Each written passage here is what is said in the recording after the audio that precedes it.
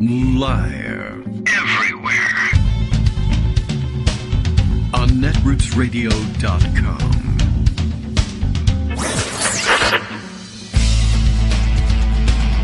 David Waldman. Kagro. In the morning. Now, here's David Waldman. Hey, good morning, everybody. How you doing? It is Thursday, February 2nd, 2023, Groundhog Day, etc., all the jokes that ensue. Consider them, they've been deemed to have been made. I guess we'll say it that way. And handle things in regular order procedure here on the floor today. All right, let's make sure everything is up and running, because we're not really certain whether it really is. Today is, I think, an ill-advised first day back for the high schooler. Who I would say probably the current school attendance protocol is not entirely sufficient in my view. I'm a little worried about how safe everybody else is going to be, but it is they're making it extraordinarily difficult, and it's an awfully difficult thing for him to miss an entire week of school at this stage of the game. So we're following the protocol, and he feels okay, but I don't know whether I really feel like the 5 days and then return to circulation masked is sufficient. But I assume that he's sort of been swimming in the germs of everybody else for months now under the same protocol. And I don't know. I guess that's all there is to it. If he were feeling any worse, I guess I would say, well, just from not feeling up to attending school, you should stay home. But all right, well, fingers crossed for everybody else. He's a fairly sensible kid, and of course, he's well supplied in N95 masks. So our hope is for the best. And it's a lousy time to have come down with COVID. It's always a lousy time to come down with COVID, of course, but it's in the middle of some important college preparation work. Some applications were due as late as yesterday, and we were still working on them, of course, which is, that's our own fault. But it's difficult to say. All right. I probably shouldn't have even discussed it, because now Greg has all sorts of questions, and I don't think the answers are the ones that they want to hear, but the school is insistent about not requiring testing. They only require a certain number of days. I think that's wrong. But I really don't know what to do, and they're pretty insistent on his return as well. So, I'm worried. They're worried. We'll have to, I don't know. Maybe before the end of the show, I'll, just send the production crew to go pick him up at school and just say, your protocol is dumb. We'll see whether we get talked into that or not. All right. Well, at any rate, sending me, he's sending his, backup data. Here's all the sources you need to know. Here are some good protocols to follow, but of course, I can't read them now. I should have asked this question yesterday, of course. But what can I tell you? We didn't get around to it. Oh, also, I got a note from, Justice this morning that the Morning Post didn't go up, or at least not on time. So I got to go check and see why that's still parked in the queue. Lots of discombobulation happening today. Oh, I wonder if, Well, I wonder why that there's no diaries in the queue either. So I wonder what happened to the damn thing. All right, well, I must have pressed the auto delete button instead of the, publish this tomorrow at 8:45 a.m. button. There shouldn't be such a button, if you ask me. But apparently there is one, and it ate the post. So anyway, all it would have said was that we are live this morning now, and that is the case, and we're here. And lots to do, so we might as well get to it. Nothing happening this morning at all, as far as I can tell, because my morning was consumed with worrying about whether or not it was really, feasible to send high schooler back to school today, given the conditions. But, well, I don't know. That's preoccupied my morning. And so I haven't seen what's been on the online social media chatter. Not that it matters a great deal, because the stories are the stories. We're still way behind in bringing you up to speed on what's happening with, I think we're finished with the McGonagall story at last. But plenty happening, legally speaking, for the former guy that we ought to catch up on as well. And lots of other reflections that I've collected along the way about what's happening in with that McGonigal case, and connecting it to other historical events that we're, of course, putting aside now because, I don't know, reasons. Our fantastic press that's just not interested in connecting these dots. By the way, I guess I'll throw in one quick story, which I noted just yesterday, in terms of the importance of procedure and doing your homework and doing the proofreading along with your homework. That's something everybody hates to do. But, not that I'm going to change habits for the Republicans at all, but as it turns out, according to Business Insider, now just bannered as Insider these days, the House Republicans accidentally, in filling out the committee assignments and the description, the chartering, if you will, of the new select subcommittee on, is it a select subcommittee? I can't remember. Well, it's a subcommittee, the weaponization of government subcommittee that Jim Jordan is set to head. They essentially, I guess they must have cut and pasted from previous templates, and they were all set to put together a 12-member subcommittee. And what they did was they wrote it up such that it read that no more than 9 of the 12 members of the subcommittee shall be appointed in consultation with the minority leader. Now, they're used to being the minority and the minority leader, and they gave themselves, and they designated themselves as such in the resolution forming this new committee. Of course, what that means is that the actual resolution as proposed and adopted on the House floor, the Republicans voted and passed this thing, it will be 9 Democrats and 3 Republicans on the Weaponization of Government Committee. Oops, that's actually a huge mistake. They're going to have to go back and correct that, and they'll have the votes, I'm sure, to make the correction. But that's a fairly large mistake. In case you were wondering, how's it going with governing? That is your answer. There's your Republican Party for you. At any rate, good morning, Greg. Hi, how you doing? Hi, I've doing gotten fine. all your notes. I hope we're not killing everybody at school today, but I'm not certain. Yeah. So you're sending me some information. That committee Yeah. that Jim Jordan is putting together clearly is set up to investigate the Benghazi hearings. Yes, obviously so. And Or at least until they correct it and put the right number of people on it. yeah, I wouldn't be surprised if it said Benghazi somewhere in the text. They just took the Benghazi committee texts that they used and threw it in there. Although then it would have had the minority-majority thing right, because it would have been from the last time they were in the majority. But Right, but they'll investigate They have not done Benghazi well. until such time as they get the right number of people on the committee. Then they'll start turning around and investigate something else. they can do it if they wish. But yeah, I think they apparently want to have 21 members on this committee, which is ridiculous. There's just no need for it. It's a subcommittee. I've never seen such a large subcommittee of the judiciary, but all right, whatever. So that's the news for today, Right. as far as I'm concerned. Now, as far as the CDC and other Yes. entities in regard to COVID, just the only reason I brought it up isn't because you guys are doing anything wrong. Well, You're we're doing it wrong. definitely following CDC protocols. Yeah, they're just not. That's good what at it. CDC says. If you don't have symptoms, go ahead and go back to work. Mm-hmm. The thing is that California, as of November 2022, Oh. said, no, you have to have a negative test. And whether the negative tests are helpful or not helpful, the point I'm bringing it up is that it's incredibly confusing to people because the advice you're going to get is based on where you live, Yeah, that's probably not which great. is really weird.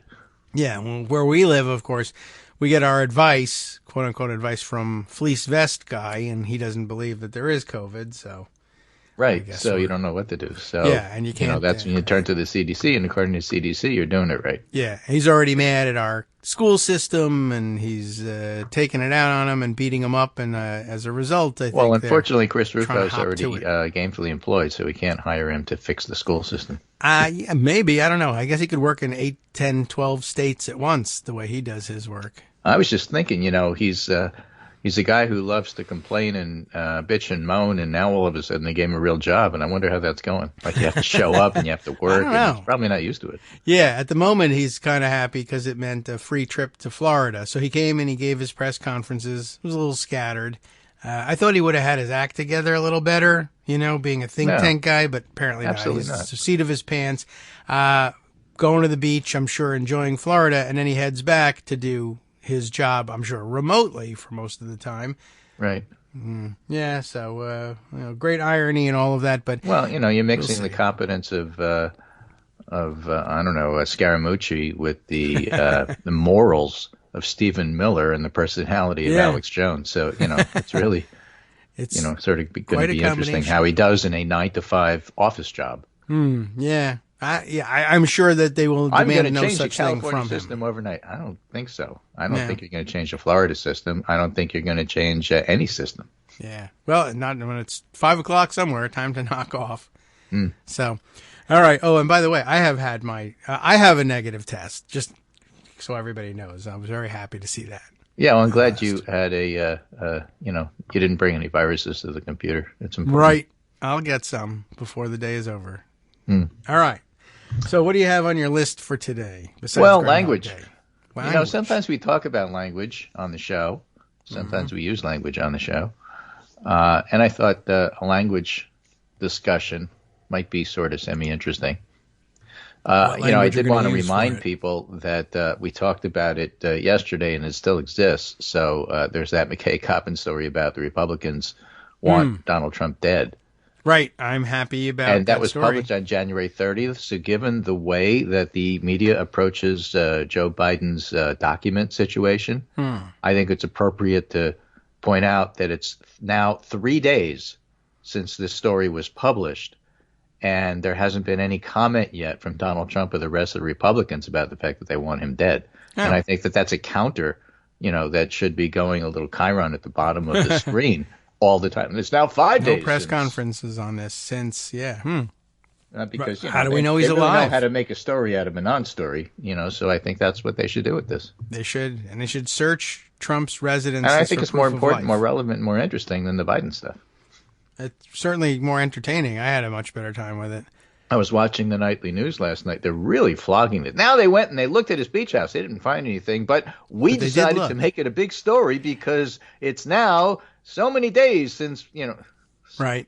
You can't make it into a story when it's not a story. I don't know. I was wondering about how they were feeling about that in the newsrooms. Like they were probably feeling attacked as people said, "See, this is stupid. There's no story here." Said if we didn't. There's a new one. They looked in another place and didn't find anything. That's still not a story. Well, what if they look at 9 more places and they don't find anything? You're going to get 9 days out of that? I was imagining people in the newsroom saying, well, if we had found out that there was nothing there and we didn't report it, you would have been like, oh, you're burying the news that he's innocent, huh? Yeah, well, the point is that, there was nothing there and they didn't tell us first. Right. There was probably still nothing there in between the time. Boss. What happened during the time that you found out there was nothing there and you told us? We don't know. It's exactly. Why are you covering it up? You're not being transparent. Right. Well, we said there was nothing there and there's nothing there. Yes, but you're not being transparent about what you mean by nothing. Maybe the documents are there, but the documents are transparent and you can't see them. Yeah. They're made out of invisible documents. F-35s. They're an onion skin, so if you hold them up to the light, you can see right through them. And you can season your stew with them as well. All right. Well, speaking of language, so this is an interesting piece by Nicholas Kristof in the New York Times. And I have to remember when I start doing the pundit roundup again tomorrow that I can now give gift links to the New York Times until I run out. I think they give you like 10 a month. Oh. So somewhere around the middle of the month they run out and you can't click on them for free anymore. Right. Well, when I put the pundit roundup together online. I mean, it doesn't matter for podcasts. You can't click on anything for podcasts, to be technical about it. Click, and then I read it. But all right. Yeah. Well, good. Everyone can look forward to that for the first half of the month. Inclusive or alienating, the language wars go on. And Kristof talks about things like using Latinx and how nobody really wants to use it. Yes, right. Right. Nicholas Kristof writes, the Associated Press style book got into trouble because they wrote, we recommend avoiding general and often dehumanizing the labels, like the poor, the mentally ill, the disabled, the college educated, and the French. Well, I'd avoid that too. The result was a wave of mocking conjecture of how to refer sensitively to people of French persuasion. The French embassy in the U.S. proposed changing its name to the Embassy of Frenchness. Okay. Wow. So they didn't have the French embassy. The French. I guess I can see the reasoning. Just you were never going to be able to bring that one out without laughter. Right. Peals of laughter. Right. Okay. So it's there's just so much you can go. What about the Associated Press? Yeah. There's a Rowan Atkinson sketch that he did years ago when he was still doing stand-up, about being the greeter to hell, as people. The greeter. Oh, yes. All right. The greeter says, "Welcome to hell. You probably didn't think you were going to be here, but here you are. Right here in the front row. Yes, the French, you get to sit right here next to the Germans. But you wouldn't be allowed to say stuff like that. Right. All the please place any Frenchness you may have in this section. Yeah, Frenchosity, it's just, Oh, wow. So the whole point Weird, yes. that he's trying to make here, and the AP Style book deleted the tweet and said this is obvious, we didn't, get this right, but we still want to try to dehumanize people, and that's all great. But the point is, try not to, I guess. Yes. All the right. flap over the French underscores the ongoing project to revise terminology in ways that are meant to be more inclusive, but what I fear are counterproductive and end up inviting mockery and empowering the right. Latino to Latinx, women to people with uteruses, homeless to houseless, LBGT to LBGTQIA2S+, breastfeeding to chest feeding, Asian American to AAPI, ex-felon to returning citizen, pro-choice to pro-decision. I inhabit the word of worlds, and even I'm a bit dizzy, he writes. As for my friends who are homeless, they don't care about any of this stuff. They just want housing. Yeah, almost certainly. I would suspect that he's not genuinely worried about this. It's what he's worried about was, I don't have a column for today, but... No, it's more than that. It's basically what he's pointing out, and this is going to be followed up by a piece by Tom Edsall, who has a similar theme, which is to say there are things that concern white liberals, and then there's things that concern like everybody else in the world. Well, that's a theme. And that's what this is. Okay. Right? So a legitimate concern is to avoid dehumanizing anybody. Okay. All right? But, for example, the American Medical Association put out a 54-page guide on language as a way to address social problems, and it suggests using equity-focused social injustice rather than vulnerable groups or underrepresented minority. Use oppressed, used historically minoritized. And he says, look, if the AMA actually cared about people, they would just end its opposition to single-payer health care till they do, like, shut up. Okay. Erwin Redlener, President Emeritus of the Children's Health Fund and a lifelong champion of vulnerable children, told me linguistic experts reflect liberals going overboard to create definitions and divisions, and he, like me, is a liberal. It actually exacerbates divisions rather than accomplishing something useful, he said, and I think he's right, said Christoph. I'm all for being inclusive, and I try to avoid language that's stigmatizing, but this stuff has gone too far for three reasons. First, much of the effort seems to be performative rather than substantive. Second, problems are easier to solve when we use clear, incisive language. The AMA-style guide's recommendations for discussing healthcare are a wordy model of obfuscation and sloppy analysis. And third, while the new terminology is meant to be inclusive, it bewilders and alienates millions of Americans. There's an in-group of educated elites fluent in terms like BIPOC and AAPI, and a larger out-group of baffled and offended voters, expanding the gulf between well-educated liberals and the 62% majority of Americans who lack a bachelor's degree, which is why DeSantis has seized upon all things woke. I guess. AAPI is about 50 years old, though. Right. DeSantis, who boasted he will oust the woke mob, strikes me as a prime beneficiary when, say, the Cleveland Clinic explains anatomy like this. Who has a vagina? People who are assigned female at birth have vaginas. Assigned female at birth is now known as AFAB. Okay. Yeah, it's a new one, and it's a lot to absorb all at once, that's for sure. So, however well meant, they're not actually addressing countries' desperate inequalities or achieving progressive dreams. Rather, they're creating fuel for right-wing leaders like Chris Rufo, True. aiming to take the country in the opposite direction. So, I think that it's a point. Yes. As you know, I immediately objected to not Black Lives Matter, which I thought was great, but defund the police, which I thought was awful. Oh yeah, right. And who does that appeal to? I don't know. Not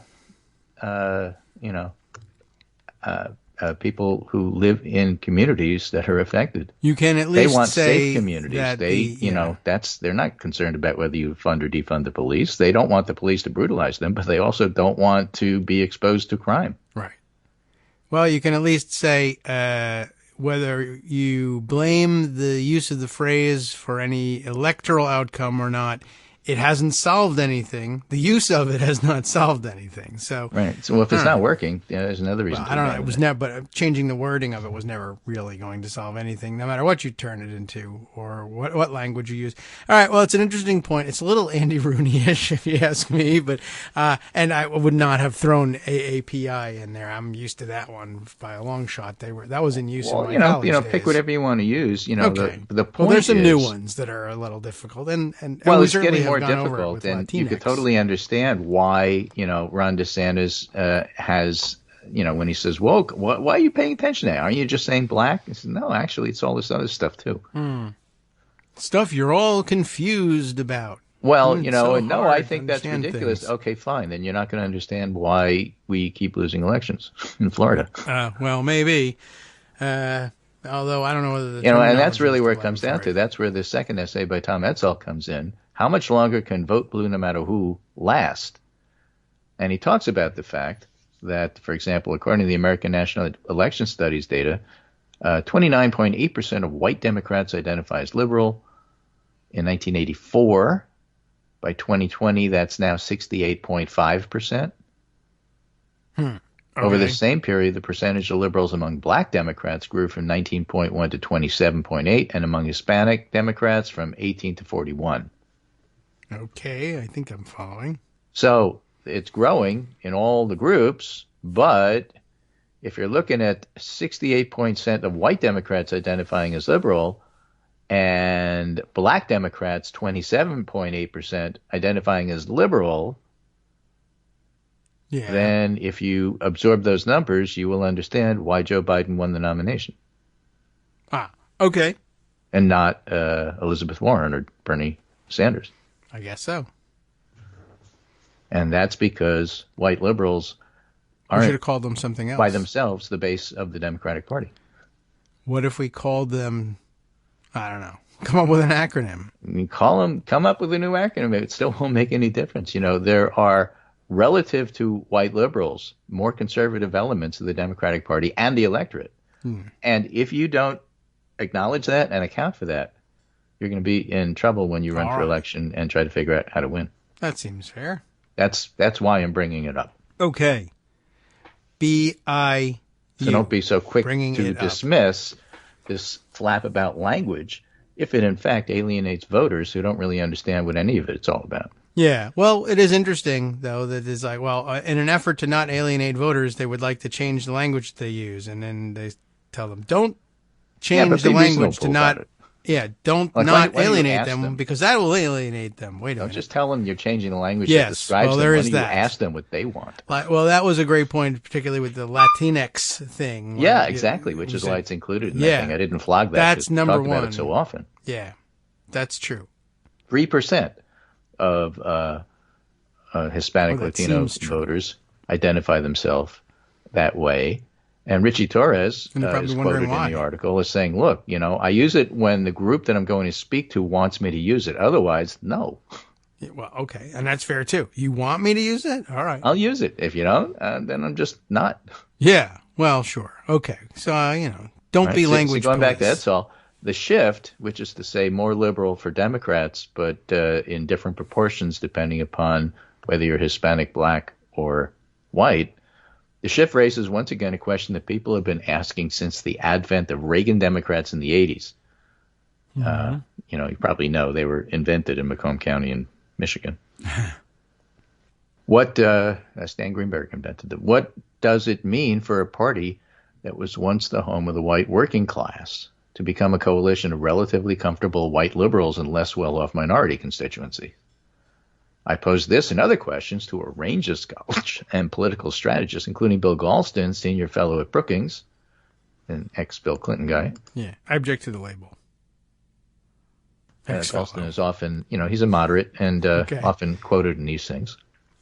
In an essay last month, The Polarization Paradox, Elected Officials and Voters Have Shifted in Opposite Directions, Galston wrote, in 1994, white, black, and Hispanic Democrats were equally likely to think of themselves as liberal, but during the next 3 decades, the share of white Democrats who identify as liberal rose by 37 points. Black and Hispanic Democrats rose by less than half as much. Galston argued in an email that black Democrats have assumed an unanticipated role in the party. They're now a moderating force. It was no accident that they rallied around the most moderate candidate with a serious chance of winning the nomination in 2020, or that the leader of the pro-Biden forces took the lead in rejecting the defund the police slogan. Mm-hmm.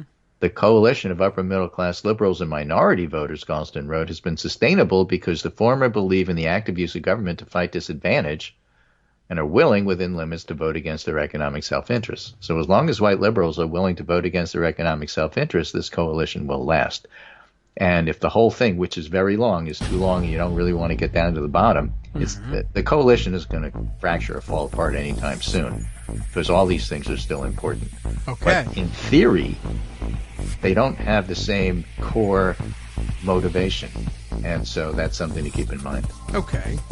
Well, coalition politics. And does language alienate these two groups from each other? Just be careful about using it, if that is in fact the case. All right. Well, if it is, then I'll be careful. But I won't be able to find out unless I make a mistake and someone tells me. So.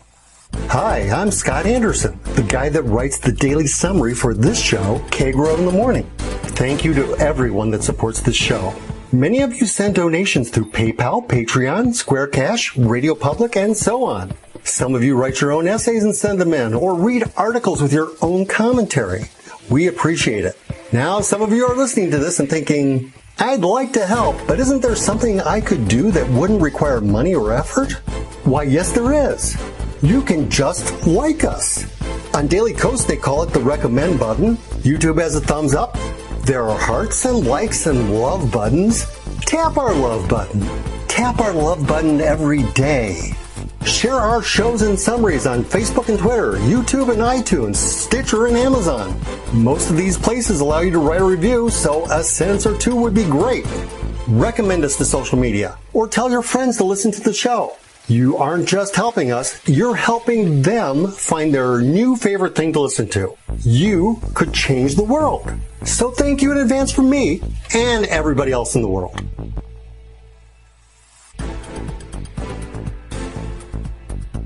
All right, welcome back now to a Kagro in the Morning show, I guess. Trying to adhere to the new protocols. Not supposed to say the.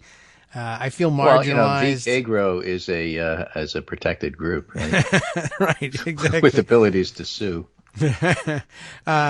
And sadly, we're outnumbered. But okay, I'll see if I can get used to the new language. Well, I guess I don't have to get used to the new AP style because they're withdrawing or just rescinding the tweet about it. As long as you can still talk about the French, that's the important thing. Look, the French, even the French were offended by not being discussed in that way. The British were offended by not being able to say the French. Right. Exactly. And what would we even have done with poor Paul Revere riding by the through way, the I don't know streets if saying anybody knows this. British Brexit people or not, are coming. But those two countries still don't get along all that well. Well. That has some history. That's true. Continues. All right. So we'll try and get past these language difficulties at some point. Well, again, as I said on the break to David, the whole point of this is, just think about what you're doing. And you might, again, want to check with the people that you're doing it with and for. Yes, absolutely. Do get the input. Some input, not the input, some form of input from people who match the demographic description. Ugh, I'm having difficulty already. I'm having difficulty as when is it the and when is it the? Oh, yeah. Well, I don't know. It's the same. But If you say the, doesn't that get you in trouble? That happened with Kamala Harris, somewhere. Yeah, well, exactly. When she should have said thy. I guess. I don't know what that one was Though. supposed to be. I can no longer remember Thou. the details of that. Just that there was a fight over the word the, and that's it. Yeah, exactly. All right. So Edsall goes on to say, by the way, Edsall still. that by 2020, the white working class defined by the Federal Reserve as St. Louis is whites without four-year college degrees. I don't know if the Federal Reserve actually asked them if it was okay to refer to them that way. Right. But that's how they do it. I don't know if we Voted for Donald Trump over Biden 67-32. 67. Whites 32. without four-year college degree voted for Trump over Biden 67-32. Well, they shouldn't have. According to network exit polls in the 22 election, and the exit polls are going to be off a little bit, but the concept there is still like 2-1. In the 2022 election, white working class voters backed Republican House candidates at almost the same level, 66-32. And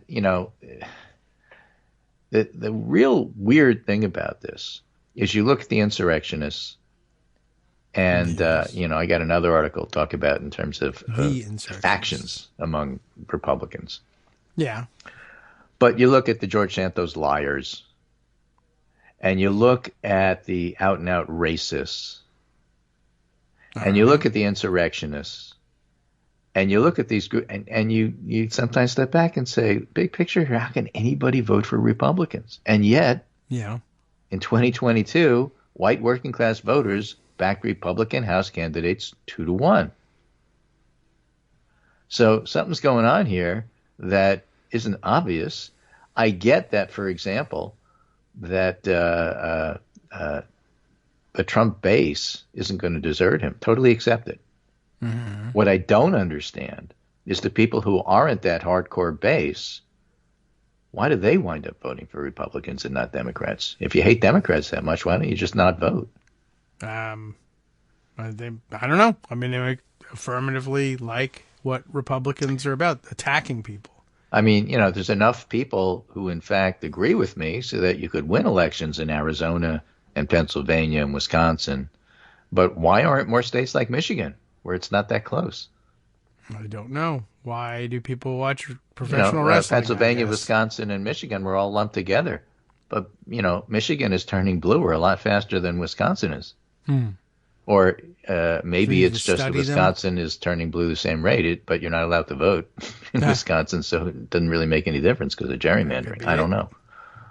But there's just some weird stuff going on. So the shift of non-college white working class support to the Republican candidates, according to one of the analysts here, Julie Ronsky, political scientist, said was driven by racial group animus. That we understand.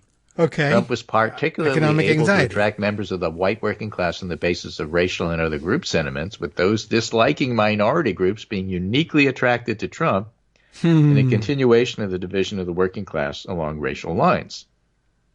But Ryan Enos, a political scientist at Harvard and one of my Twitter friends who I follow, I followed him even before he got tenure, emailed to say, if you're a Democrat, you might worry that the coalition isn't stable over the long haul. Enos wrote, college-educated whites, especially those with higher incomes, are not clear coalitional partners for anybody. They don't favor economic policies such as increasing housing supply or higher taxes on the rich that are beneficial to the working class of any race. And many college-educated whites are motivated by social issues that are also not largely supported by the working class of any race. If you ever met a yuppie who's a NIMBY, that's what he's talking about here. Yeah. Talk about acronyms. Uh-huh. But, there were people that are like that. Yeah, that's true. It's not clear that with their current ideological position, socially liberal and economically centrist or rightist college-educated whites are natural coalition partners with anybody but themselves. Well, that could always be true. Yeah. So Enos went so far as to challenge the depth of elite support for a liberal agenda. My sense is that much of the college-educated liberal political rhetoric is focused on social signaling to satisfy their own psychological needs and improve their social standing with other college-educated liberals, rather than policies that would actually reduce racial gaps. So, you test that by having to give up something in order to get to where you need to be. And are you willing to do that? That's where NIMBYs come in. Yeah. I'm starting to wonder about what he's trying to do and say. That's a little harsh, I must say. Yeah, but, it is hard. This is even harsher. This is Paul Begala, Democratic strategist, explicit critic of the left wing of the party. It's plain to me that Democrats' greatest challenge is the progressive left. Pew Research shows they're the most liberal, most educated, and most white subgroup in the Democratic coalition. They constitute 12% of Democrats and those who lean Democrat, which means 88% of us are not on their ideological team. In contrast, black voters are the most loyal Democrats and the most sensible, practical, strategic, and moderate voters. This is why it was important politically and even morally for President Biden to move the African-American-rich South Carolina primary ahead of the overwhelmingly white Iowa and New Hampshire. I guess you could extend this and say, well, Begala really doesn't like Bernie voters. Maybe that's what he's talking about. I don't know. That could be it. I don't know.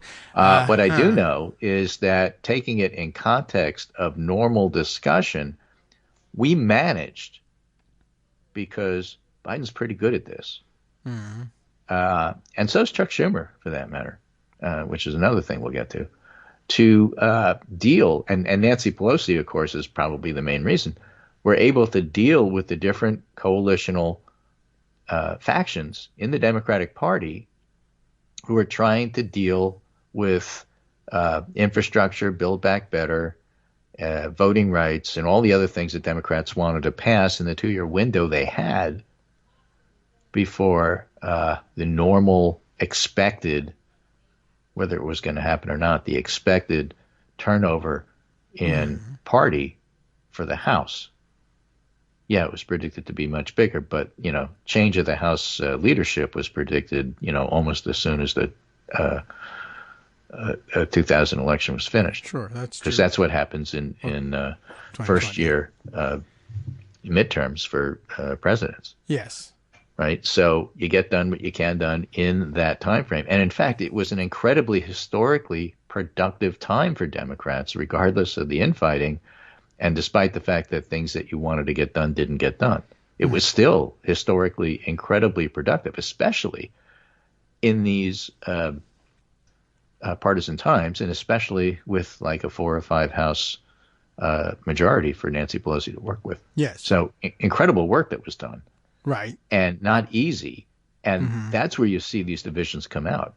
That's true. But I mean, whenever there's something that can possibly be accomplished, that's where you'll see divisions come out. I mean, if the footnote to that is that the liberal progressive wing that Paul Begala is so up in arms about was incredibly cooperative and did all the things that they were supposed to do. They in were. order to now, be if you want to highlight where the problem Democrat.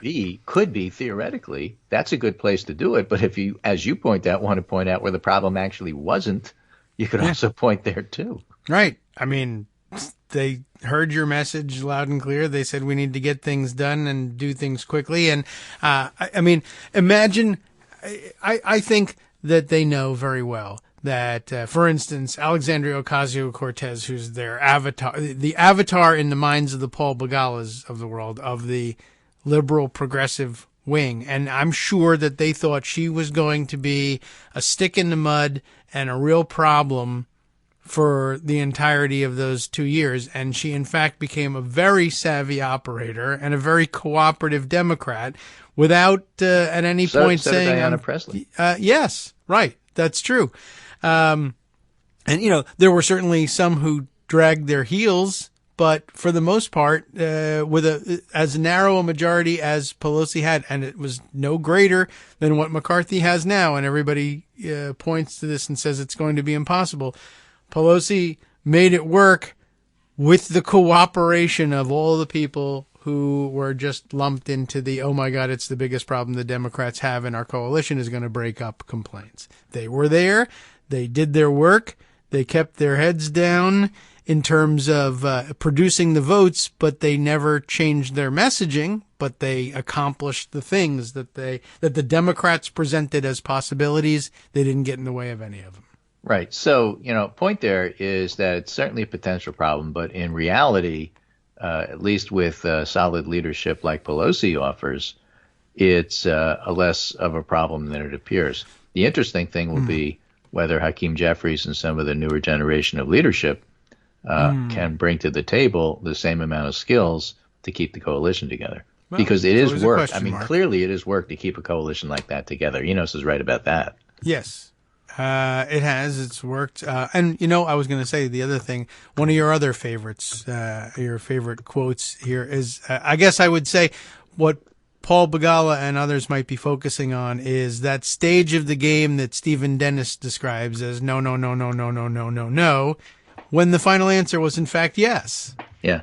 So Begala has to learn to take yes for an answer. Yeah, that's true. That's absolutely true. So, I don't accept everything they say as gospel, but still, You better not. these are reminders. Yes. That it's an awful lot of work There's a lot of to no's even keep up with the status quo, which is to say, keep the coalition together. And maybe the real skill in the work is hearing no, no, no, no, no, no, no, no, no, and understanding that eventually there's going to be a yes at the end. How do I get there? As opposed to, well, I give up, and like Liz Truss style, everything falls apart. Right. Now, here's a Republican analyst, a Republican operative that I like to follow, Liam Donovan, because he's relatively honest about how things are going He in wants Congress. Donald Trump to die. Sayal Kapoor reported that yesterday Biden and McCarthy met. They covered a range of issues in meeting, as they like to say diplomatically. I think they probably had the State Department write this. Biden said it's their shared duty not to default. It's not negotiable or conditional. Biden welcomes a separate discussion about debt reduction, and the two will continue the conversation.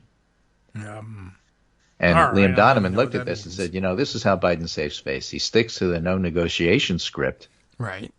And then says, we'll talk about spending, but that's separate. I am not going to give in to what you want. Separately, I will negotiate with you about some of these things. All right. It's not interesting. bad. It might work. Yeah, sure. I don't think, McCarthy will Kennedy be able did to that talk during around the it. Cuban Missile Crisis. Yeah. Right? I got this, and I totally get what you say. On this other hand, here we got this other channel that says you're a little bit more reasonable. Let's go with that one too. But we'll highlight the first one publicly, and we'll do this other one privately. Yeah. What did McCarthy? People do that all the time. McCarthy must have made a statement. It just probably wasn't worth much. I mean, was worth very little itself. But McCarthy probably did make a statement. I'm not in the least bit interested in what it is. Bargle, yeah. So, okay. But yeah, there was even an issue of whether they should even bother meeting. I mean, there's no reason not to when it's the leader of one party meets the leader of the other party. Okay. Right. So, well, Donovan says the difference here is McCarthy is explicitly calling for a budget deal, and Biden just has a lot more flexibility in what he can do. Okay. He can get a budget deal and say it's not really a budget deal. It's a separate discussion about revenue. It's not really a budget deal. It's a separate discussion about debt reduction. Okay. But as far as not negotiating with terrorists, I stuck with that all along. I totally did that. The terrorist I'm talking about is this guy here who's in the seat next to me. But, Yeah, exactly. So that's the language to watch, and that's the stuff to look for in the coming battle over the debt reduction, debt ceiling. It'll be a war fight. over the language, whether to call them negotiations or not. Or just to come up with an acronym that will offend everybody. Right. Yeah, not negotiations, but talks aimed at implementing okay. Not just talks, the talks. Right. All right. We'll come up with a good acronym for it. Maybe we can make the word talk out of something. But all right. Anyway, this is a way to try to put together the nonsense that happens in Washington into some sort of mental framework, so you can try to figure out what the heck is going on. And I think all of it is useful, whether it's talking about language, whether it's talking about factions and coalitions, whether it's talking about State Department style negotiations with Kevin McCarthy. And it's amazing. Now that the Republicans are in power and there's such nutcases, you literally have to bring in the same people who write the press releases for dealing with North Korea to deal with how your discussion just went with Kevin McCarthy. It reads the same. Yeah. Well, you got to worry about what kind of powder keg you're dealing with over on the Republican side. You can't empower them, but at the same time, so it's got to be as bland as possible, so that you don't make any mistakes here. Less and of course, for again, Marjorie Taylor Greene to latch onto, less for Jim Jordan to point to and get outraged. The president used a certain word. Help. Yeah. Okay. This one is from 538. It's by Alex Samuels. The 5 main factions of the House GOP and how they're likely to govern for the next 2 years. 5 main factions. So okay. what does it actually mean to be a moderate or conservative in the U.S. House in the Republican Party in 2023? Oh, nothing. And the answer is they have the same policy.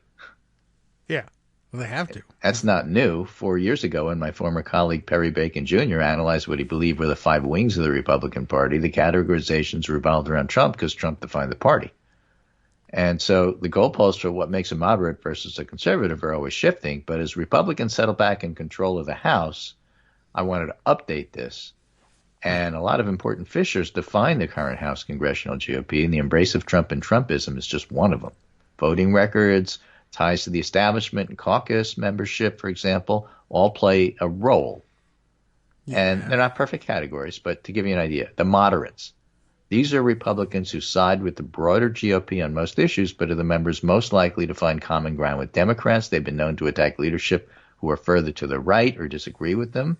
They're often found in the problem solvers caucus, or they're willing to go on record saying, I think my party's screwing up. Nancy Mace comes to mind in this category. Okay. Less well-known category members here might be David Joyce of Ohio or Young Kim of California. They're very quiet. They are not going to be ever in party leadership.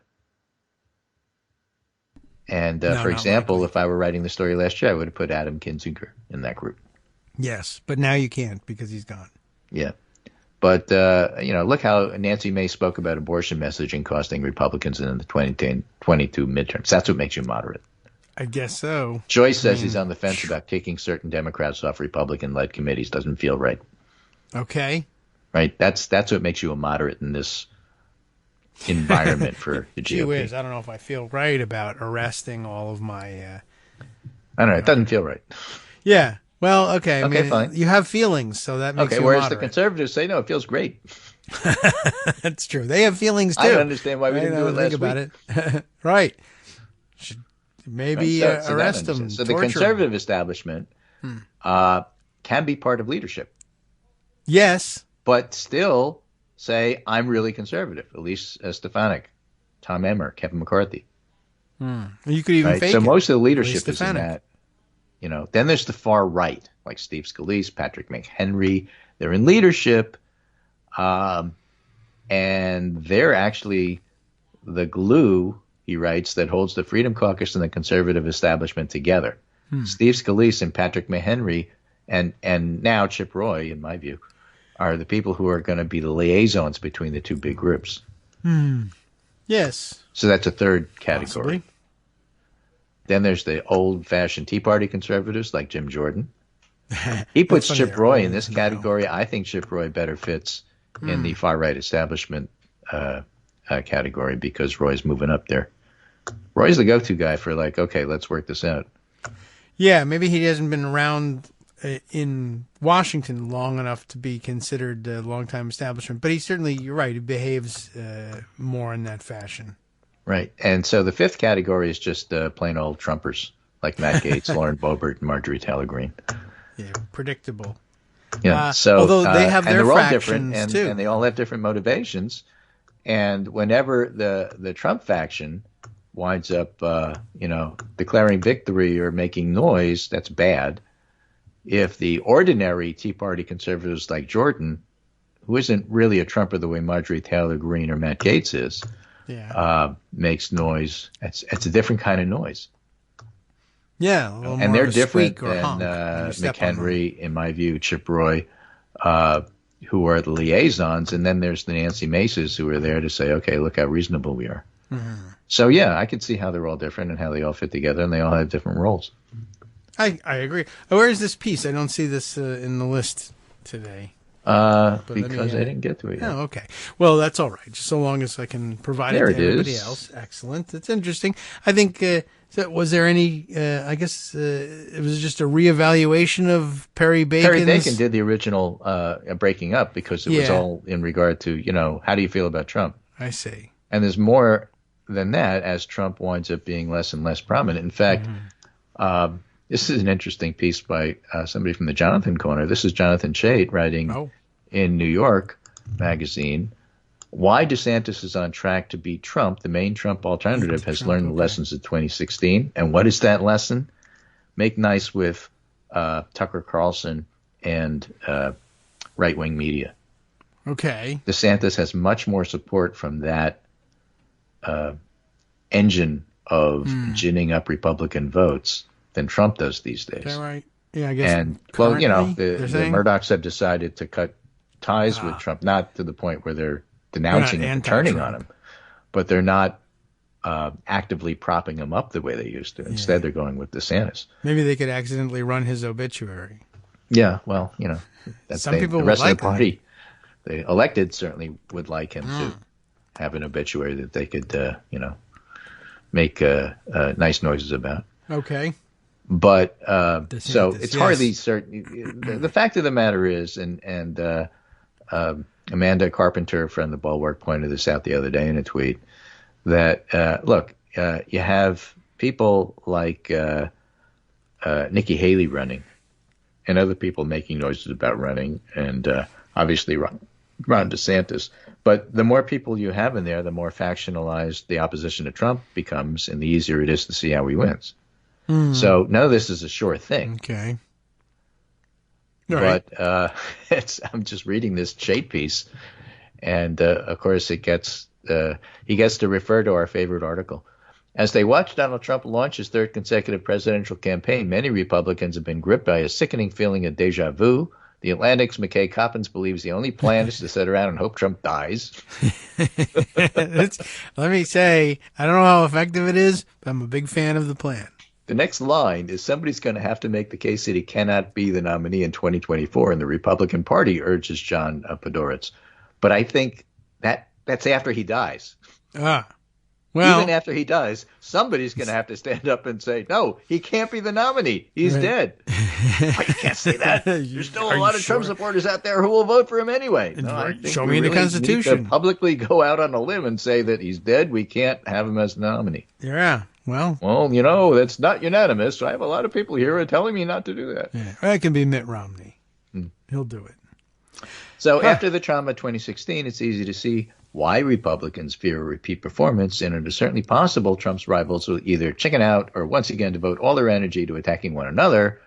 But the picture of the race I have in my head is very different. I see DeSantis taking all the necessary steps to win the nomination. I think his chances of winning the nomination, while hardly certain, exceed Trump's. And I think DeSantis is like such an awful person that people aren't going to like him. You know, and people have said this, you know, and totally acknowledging how bad Trump is. Trump can be funny. Trump can be charming in a roguish way, in the way that grifters can be. Yes. DeSantis has none of that. Yeah, he appeals purely He's to many the, things, but charming is not one of them. Beating up the right people buttons for Trump supporters. I mean, he has, I guess that's what his understanding of Trump was. Well, I like Trump and I support Trump, not for president since I want to beat him, but I like that he beats up on the out groups that I don't like. And that's what his essence is, and I'll take that. But it's going to be interesting when Trump and DeSantis turn on each other. But in the meantime, Chait points out that DeSantis is lining up all the Republican donors. Oh. And Trump generally has been able to get around that in other situations by going directly to the American people. But how do you do that when the media that you would use to do this with aren't supporting you? Like, what if Fox doesn't run his rallies? Yeah. So, interesting point. We'll see how he deals with that. Yeah, okay. Well, yuck, DeSantis. It's so weird. He was such a nobody just a few years ago, you know? I mean, right. Yes, he's the governor of Florida. The last Florida, piece we'll give you here is a think piece. Prior to that, nothing. Because, you know, I think after reading it, I think I'll go take a shower. Okay. By Tom Nichols. Florida has a right to destroy its universities. If Ron DeSantis wants to gut Florida's public colleges, that's up to Floridians. And Nichols explains on Twitter and said, look, you know, he sucks. It's not good. It's terrible. But the fact of the matter is he's governor because the damn voters in Florida elected him. Blame them. Yes, it's not entirely clear that he has the right to actually do that. It's an invention of his, but no one has stopped him so far. So I guess in that sense he has the right. But it's a funny headline in a weird way. Right. It got him in trouble, but what does he care? Anyway. Elections have consequences, he writes. Florida's governor has decided to root out wrongthink at one of Florida's public colleges, and his harebrained meddling will likely harm the school, but he has every right to do it.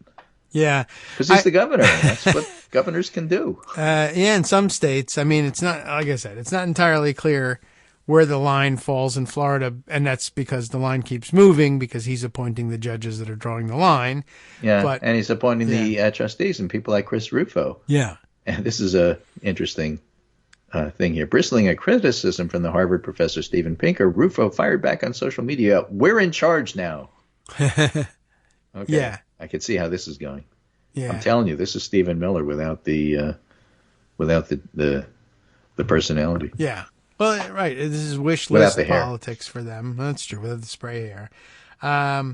But that's all it is it's their wish list politics and why don't you just-ism. And I guess eventually they maybe find out. But I suppose if you can align things such as the judges and the trustees and the rest of the bureaucratic apparatus is willing to pull the trigger on things that normal people ordinarily say, interesting idea, but no to, then I guess you can do these things. And he brings up that point. He says, look, you want to stipulate that colleges do silly things and maybe they're too liberal and they're woke and this, that, and everything else. Fine.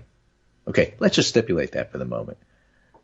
But, he says, the Sovietization of the new college, which is the name of the college that DeSantis is attacking, the new college, isn't about any of that. Something's changed on the American right, which is now seized with the hostility toward higher education that's driven by cultural resentment, not by critical race theory. They don't even understand it. Right. College among conservatives is like shorthand for identifying with people you hate. Hey, college boy, that whole thing. Yeah, exactly. Okay. So, good of him to point that out. Very anyway, interesting. That's the story for this title. week, and I'll talk to you on Monday, and that'll be, as we like to say in Newspeak, next week. Yes, the week that comes next. Week. Right. I'll have to ponder all of that. Thanks, Greg. We'll catch up with you on the Monday.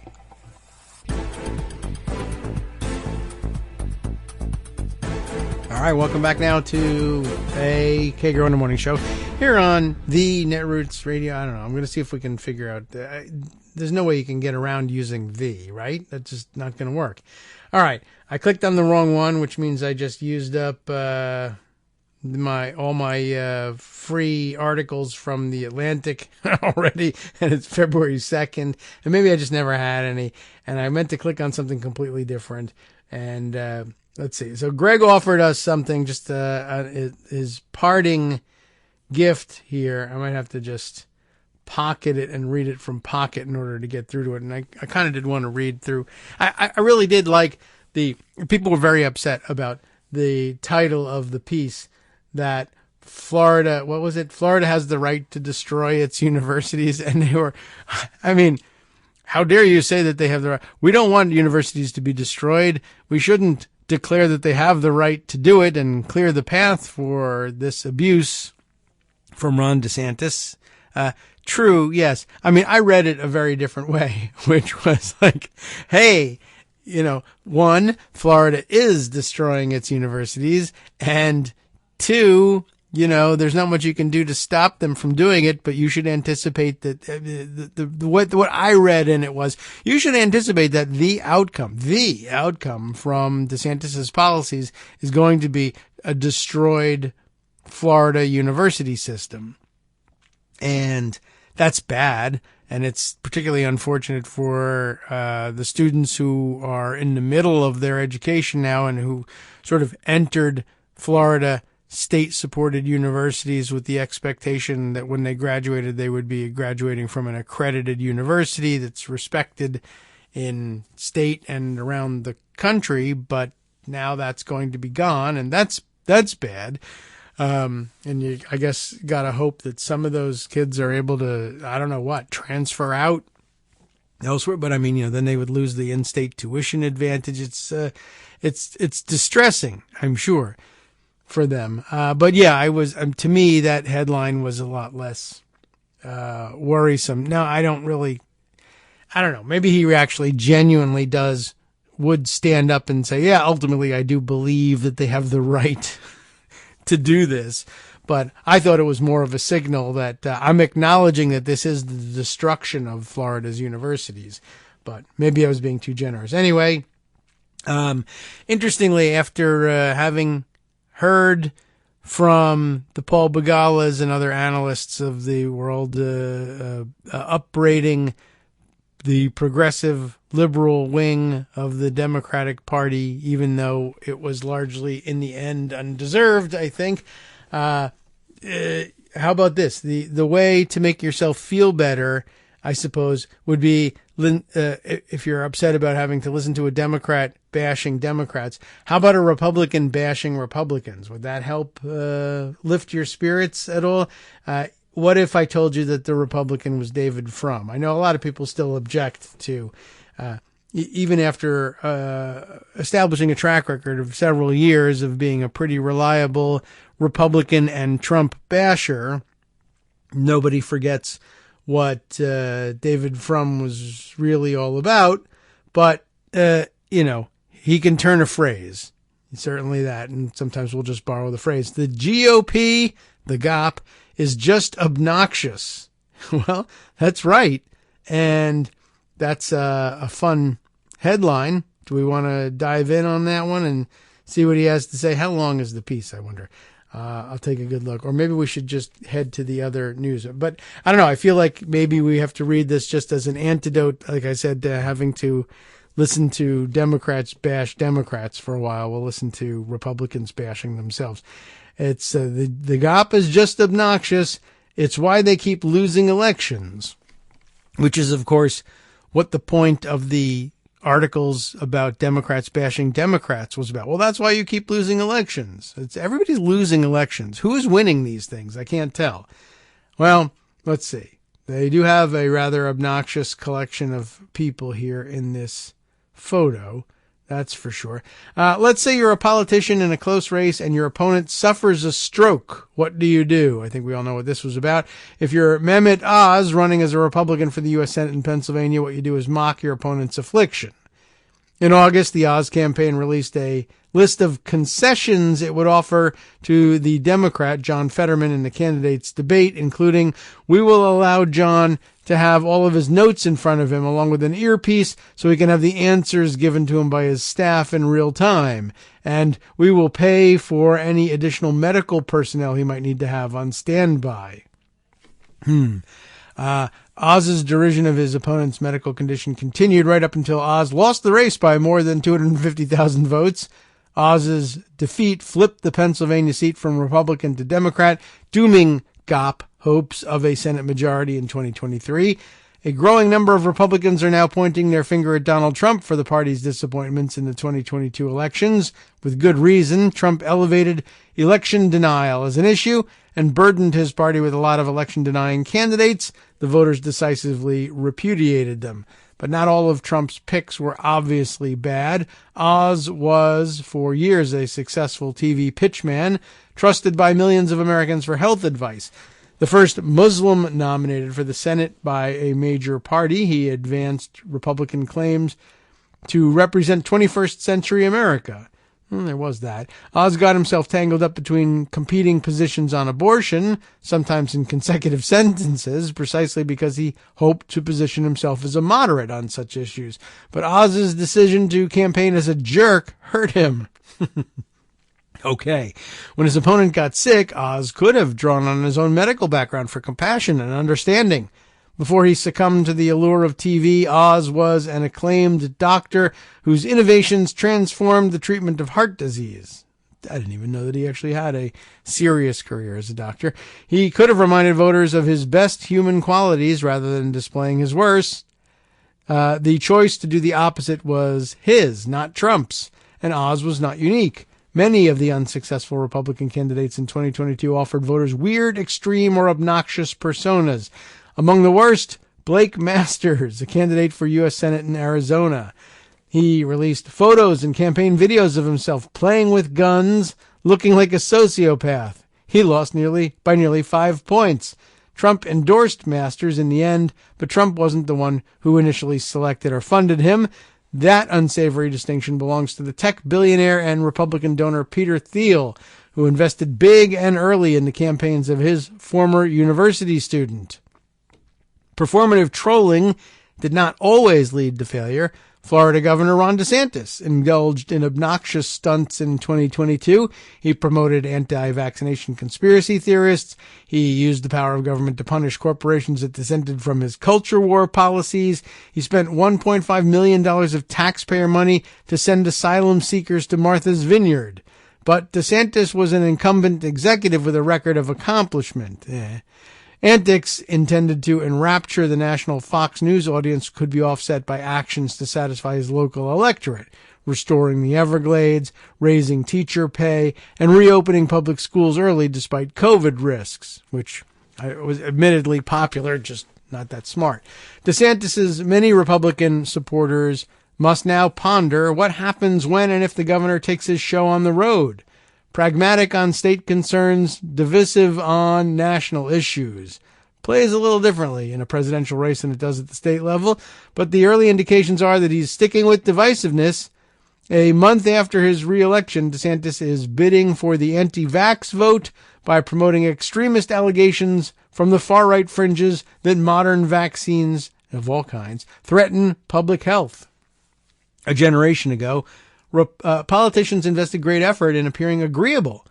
Ronald Reagan's warm chuckle. Bleh. Bill Clinton's down-home charm. George W. Bush's smiling affability. By contrast, Donald Trump delighted in name-calling, rudeness, and open disdain. Not even his supporters would have described Trump as an agreeable person, yet he made it to the White House all the same, in part because of this trollish style of politics, which has encouraged others to emulate him. Has our hyper-polarized era changed the old rules of politics? I guess that's a question. And here a reference to someone that Greg brought up the other day. James Poniwozik, right? 2019 book, Audience of One, argues that Trump's ascendancy was the product of a huge shift in media culture. The three big television networks of yore had sought to create the least objectionable program. They aimed to make shows that would offend the fewest viewers. As audiences fractured, however, the marketplace rewarded content that excited ever narrower segments of American society. Reagan and Clinton were replaced by Trump for much the same reason that Walter Cronkite was replaced by Sean Hannity. It's an ingenious theory, but Poniwozik acknowledges, I have no idea how he actually pronounces that name, but you probably do. Democratic politics small d, democratic politics in a two-party system remains an inescapably broadcast business. Trump's material sold well enough in 2016 to win, with help from FBI Director James Comey's intervention against Hillary Clinton, Russian hackers amplified by the Trump campaign, and the mechanics of the Electoral College, about which we were discussing yesterday. But in 2020, Trump met the political incarnation of the least objectionable program, Joe Biden, who is to politics what Jay Leno was to late-night entertainment. All right, I mean, some people like Jay Leno. Trump-led Republicans have now endured 4 bad elections in a row. In 2018, they lost the House. In 2020, they lost the presidency. In 2021, they lost the Senate. In 2022, they won back the House, barely, but otherwise failed to score the gains one expects of the opposition party in a midterm. That's a long way of describing an actual victory as a defeat, but okay. They suffered the net loss of 1 Senate seat and 2 governorships. They failed to flip a single chamber in any state legislature. In fact, the Democrats gained control of 4, 1 each in Minnesota and Pennsylvania, and both in Michigan. Plausible theories as to why Republicans fared so badly in 2022 abound. The economy. Gas prices fell in the second half of 2022, while the economy continued to grow.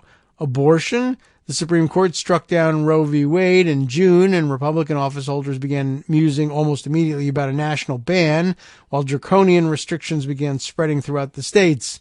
Attacks on democracy. In contest after contest, Republicans expressed their contempt for free elections, and independent voters responded by rejecting them.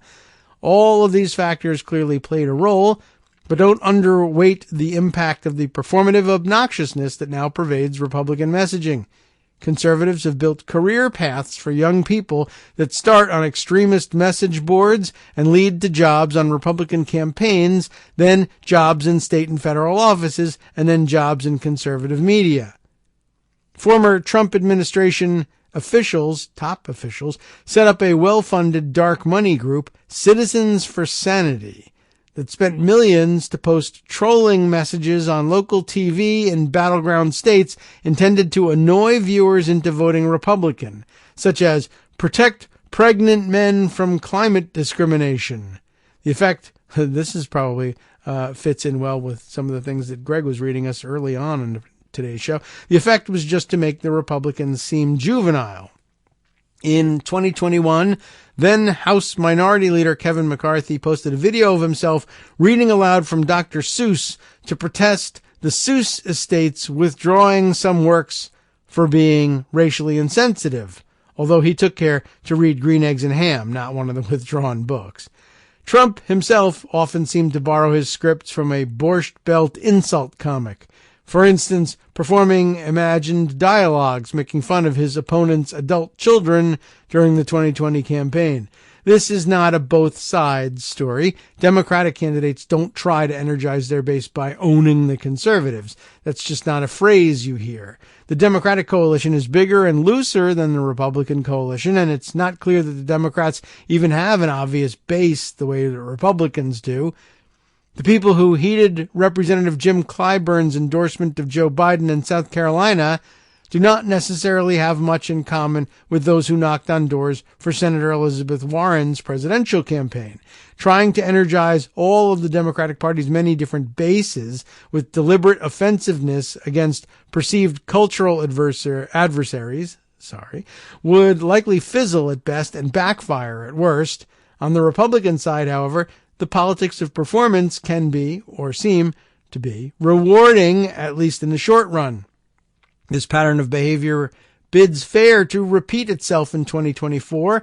As I write these words at the beginning of 2023, the conservative world is most excited not by the prospect of big legislative action from a House Republican majority, and not by Trump's declared candidacy for president in 2024, or by DeSantis's as yet undeclared one, but by the chance to repeat its 2020 attacks on the personal misconduct of the president's son, Hunter. In the summer of 2019, the Trump administration put enormous pressure on the newly elected Zelensky administration in Ukraine, and as it turned out, a little bit later, they would have a lot more on their minds than dealing with this. But good timing, by the way. Of course, the pressure to announce some kind of criminal investigation of the Biden family. This first round of Trump's project to manufacture an anti-Biden scandal exploded into Trump's first impeachment. The failure of round one did not deter the Trump campaign. It tried again in 2020, and this time the scandal project was based on sexually explicit photographs and putatively compromising emails featuring Hunter Biden. The story the Trump campaign told about how it obtained these materials sounded dubious. You know the background of this. Hunter Biden himself supposedly delivered this computer to a legally blind repairman in Delaware, but never returned to retrieve it, so the repairman tracked down Rudy Giuliani and handed over a copy of the hard drive. The natural progression of things, right? The repairman has also previously given the laptop itself to the FBI. Far-fetched stories can sometimes prove true, so this one might. Or so might this one. Whatever the origin of the Hunter Biden materials, the authenticity of at least some of which has been confirmed by reputable media outlets, there's no dispute about their impact on the 2020 election. They flopped. Pro-Trump Republicans could never accept that their go-to tactic had this time failed. Somebody or something else had to be to blame. They decided that this somebody or something was Twitter, which had briefly blocked links to the initial New York Post story on the laptop and its contents. So now the new Twitter and Elon Musk allies who have been offered privileged access to the company's internal workings is trying again to elevate the Hunter Biden laptop controversy and to allege a cover-up involving the press, tech companies, and the national security establishment. And also Jewish space lasers. Why not throw them in there as well? It's all very exciting to the tiny minority of Americans who closely follow political schemes. And it's all pushing conservatives and Republicans back onto the same doomed path they followed in the Trump years. Stunts and memes and insults and fabricated controversies in place of practical solutions to the real problems everyday people face. The party has lost contact with the sensibility of mainstream America, a huge country full of decent people who are offended by bullying and cruelty. There's some talk of some kind of review by the Republican National Committee of what went wrong in 2022. We've seen that before. If it happens, it will likely focus on organization, fundraising, and technology. For any political operation, there's always room to improve in these areas, but if the party is to thrive in the post-Trump era, it needs to start with something more basic, at least pretend to be nice. And I guess when the learn to pretend to be nice is to combine it with the other article that we loved so much. When Trump dies, then they'll all be hard-pressed, they'll all need to find something good to say about him, and they can pretend to be nice while they're burying him. And maybe that would be the big catalyst for them to renew things there. All right, let's see. Time to dive back into everything else that I have saved up in order to share with you. And I think, again, I want to scroll all the way down and try and take care of a couple other pieces that we hadn't finished. I think we got all the way through this one, right? The Tim Snyder Spectre of 2016 piece. We finally made it all the way through. I don't know why that one is not... I think I got to get that one off the screen. Okay. Let's renew then and refresh the view of what I have waiting here. Oh, that was a mistake. It's taking its time trying to decide what to display. The worst possible moment. All right, here we go. We're back. Let's see. Other things that I wanted to... oh, yes, right. We were in the middle yesterday of reading through the story from Spain, or that the FBI... who had reported this one? That it had become apparent that the Russian far right had involved itself in the I thought this was this. I wonder if I accidentally archived that one. But the far right in Russia had allied itself with groups internal to Russia, but that were pushing international affiliates, essentially, to wage a proxy war against opponents of the Russian invasion and occupation of Ukraine. And it was very interesting and sort of a fiendish plot to conduct or to escalate their diplomatic disagreements, what would ordinarily remain with a normal, legitimate government actually running the country in Russia, remain a diplomatic standoff with the rest of the world, while it was still a hot shooting war in Ukraine, of course. But ordinarily, the strictures of normal international relations would prevent the Russians, for fear of escalating to global nuclear war, the Russians would refrain from launching physical attacks against their diplomatic opponents, that is to say, those who were opposing their activities, their invasion in Ukraine, and instead just limit it to the, a diplomatic standoff. But they've figured now,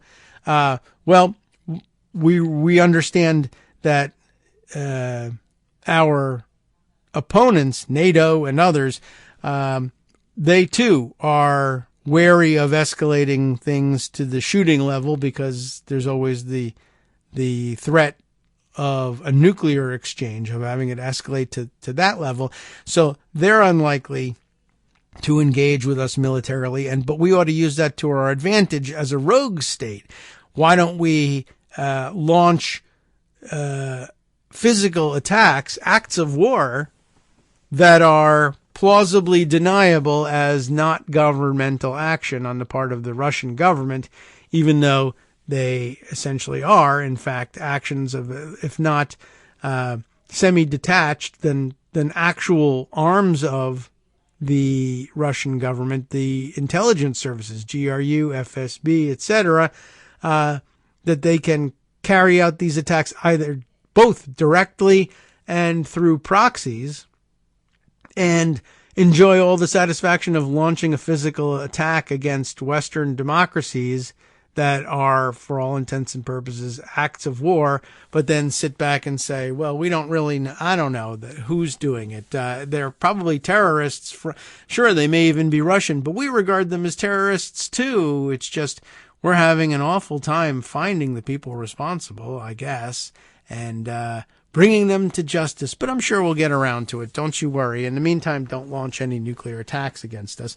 A new and, kind of diabolical front in our ongoing cold/not that cold war with Russia. I guess that never went away either.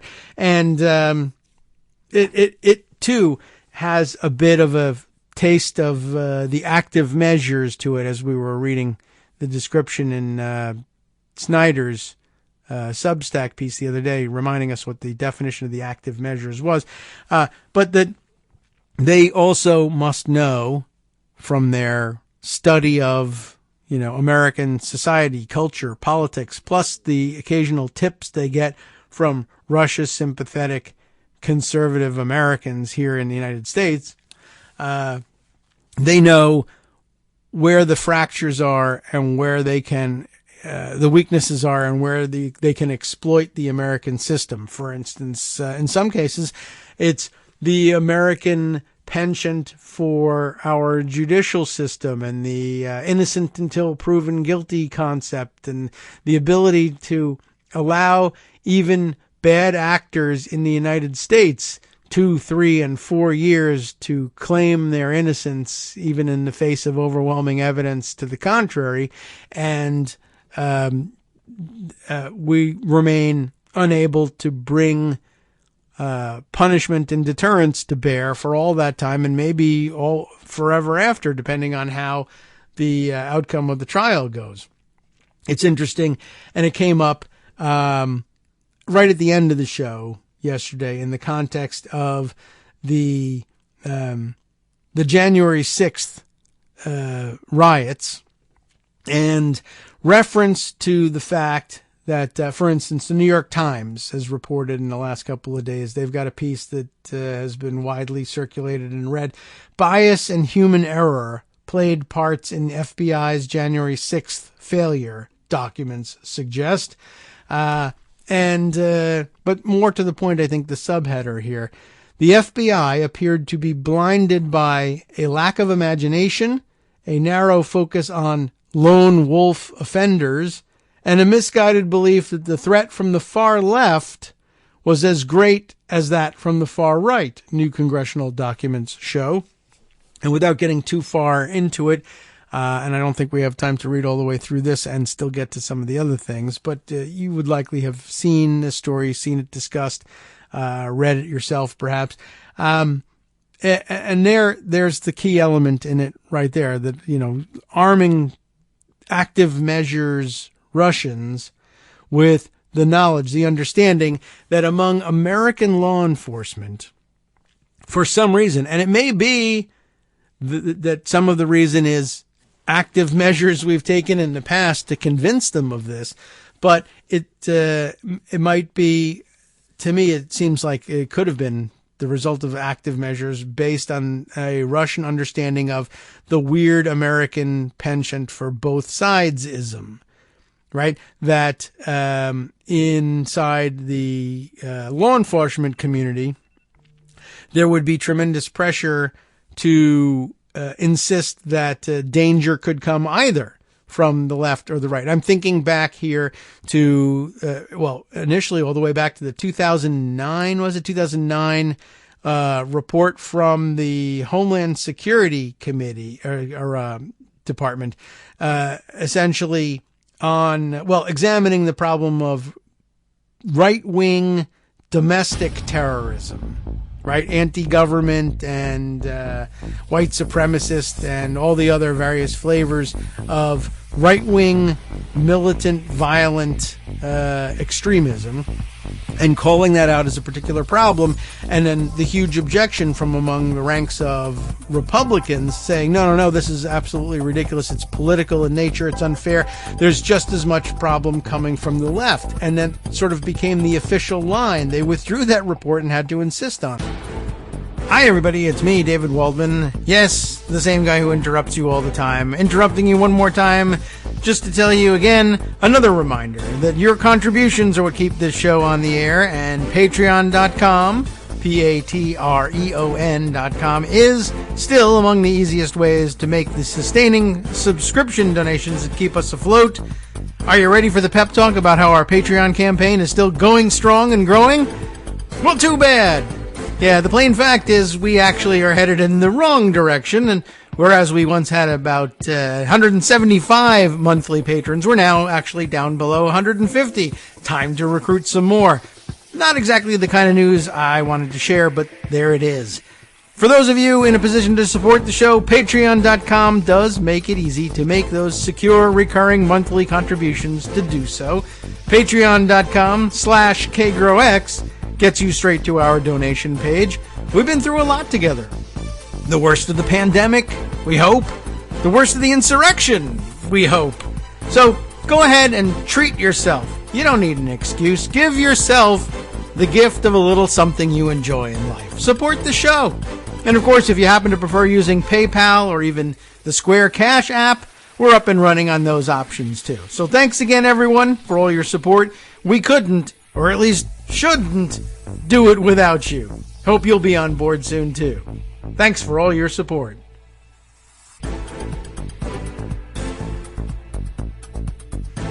All right, welcome back now to the Kagro in the Morning Show here on Netroots Radio. I got myself backed up against the hard limit of the exit there, and I was just trying to remind everybody of the fact that back in 2009, I think everybody remembers it, even if they don't remember the year or the exact source of the report, but it was the Homeland Security Department, and they had come to the conclusion of the unique danger that the American homegrown right-wing anti-government terrorist posed to American democracy. And I don't think they knew it as I don't know that they acknowledged that it was a threat to the continuing existence of democracy at that point, but it was certainly a public safety issue.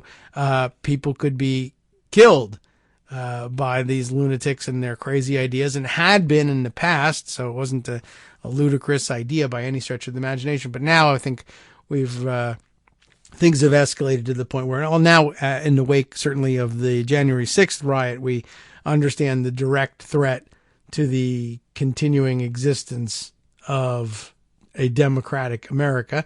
Did we get all the way through? I don't know if we made it all the way through the article. I think probably not. But we came pretty close to the end. And I guess I wanted to remind you of what was at the very end of the article from yesterday about Russia and their hand in the in terrorist attacks in Spain, and the idea that they were at work in trying to create these conditions everywhere in every American style or Western style democracy. But one, I wanted to return and remind you at the end, the recitation of some of the other actions that they've taken, just to refresh your memory. And I think we managed to get in the mention of the 2018 attempt to kill former GRU officer Sergei Skripal, who was at that time living in England. Tried to poison him and his daughter, and they miraculously survived the attack. But someone else, a civilian in the UK was inadvertently poisoned and killed in this attack. And it was, an outright assassination attempt on UK soil, right in the middle of, right in the heart of NATO country. And it stymies us in terms of, well, what are we going to do about this? I mean, it was clearly a Russian government operation, but they just deny it. And I guess on the one hand, it's like, well, it's an overt attack and an act of war. But on the other hand, it involved a small number of people. Do we really want to escalate this to general warfare where a large number of people who had nothing to do with this are going to end up suffering? And we've been just tied in knots trying to figure out what to do about things like that ever since. But there was also, in addition, Russian agents have also carried out bombings and assassination attempts in the Czech Republic and Bulgaria. You probably heard nothing about what happened in Bulgaria, and tried to pull off a coup, believe it or not, in Montenegro. Remember this? This one vaguely rings a bell, as a matter of fact. Well, so trying to pull a coup, well, Montenegro, right? That's not the same thing as the United States of America. All right, well, why not try one in the U.S. as well, and then really flex our muscle? Well, the same elite group active in Europe, that Unit 29155 that we discussed yesterday, has operated in Afghanistan. And maybe this will ring a bell for you to remember that moment wherein we all believed, but then everybody started to deny, both the Russians and, curiously, Republicans here in the United States, insisting that it was not true, that they had, in fact, offered bounties to reward Taliban-linked militants for killing Americans and coalition troops. That, according to U.S. intelligence assessments first reported by the New York Times, American officials said in 2021 that they had no evidence showing the Kremlin had ordered the covert action. But that was about as far as it went. But this is what's so kind of, fiendish about it, is that, the Kremlin can deny it forever, and it might even be plausible for them to deny it and say, well, we farmed it out to some other people. It's not us. We didn't do it. Or maybe it wasn't even directed by the Kremlin. It was something generated inside the intelligence agencies and farmed out to these weirdo independent, so-called independent actors inside of Russia, and they project their power outwards.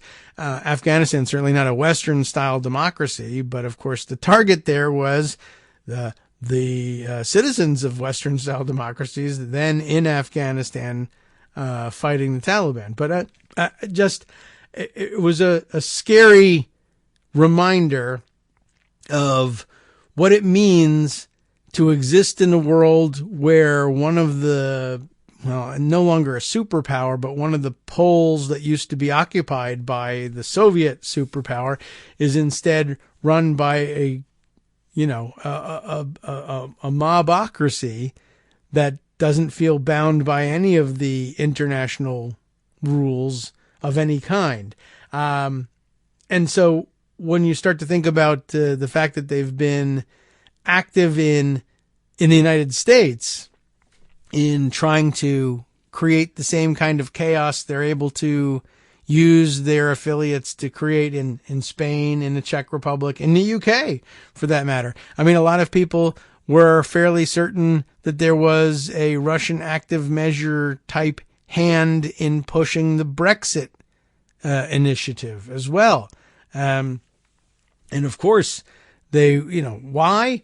Just to create chaos, just to create problems among Western democracies so that they can't hang together in uniformity against Russian imperial designs in Ukraine or elsewhere, for that matter.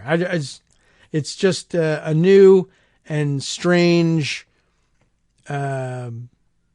development in the way Russians are working that we haven't really gotten used to yet. All right. But bringing to mind, again, the 2009 report that produced by the Department of Homeland Security, right, asserting that right-wing domestic terrorists pose a particular threat here in the United States. And the Republicans pushing back because that was their people, right? How dare you impugn Republican voters, essentially. They tried all sorts of, all sorts of proxies, right? Well, you're saying that most of these people in these militias are ex-military. You're attacking veterans. We're attacking people who attack Americans. I mean, that's fair game, generally speaking. But they, of course, bullied the Homeland Security Department and the federal government in general into withdrawing this report and distancing themselves from it. And they were able to do so not only because they objected on behalf of Republican-leaning or right-leaning weirdos and therefore their base, but to exploit the both-siderism that still resides in so many of us and say, well, what about liberal activists who are just as dangerous? And I don't think it was quite as clear at the time in 2009 who they were talking about, but I guess they tried to lay it at the feet of like, well, there are anti-war protests. Everyone remembers at that point in 2009, it was still just a few years ago. They turned out by the millions marching through the streets and undermining American diplomacy and siding with the terrorists and being terrorist sympathizers and trying to undermine the war effort. And that could get people killed. But this sort of artificial invention, the idea that people who came out to say we shouldn't be engaged in large-scale wars that don't make any particular sense in terms of preventing terrorism, for one thing, and killing thousands of Americans and, hundreds of thousands of Middle Easterners, wherever we're bombing them across Central Asia and the Middle East, and elsewhere, for that matter, to equate that with, I think, we should be bombing people. And I think that the people we should be bombing should be right here in Peoria. We should be planting bombs to protest imagined government tyranny and blow up who knows what. Healthcare centers, now these days, electricity infrastructure, the power grid, etc. I mean, wait till you find out whether that has something to do with having been inspired by or funded by indirectly or otherwise some Russian operators' idea of an active measure. I opened up a Facebook page for American patriots who love to blow up power substations. There weren't any before, but I made one, and now they are all coming to it, drawn like moths to flame. And everybody's doing it because I, as a Russian troll, put up a Facebook page saying it was fun and easy and here's how you do it.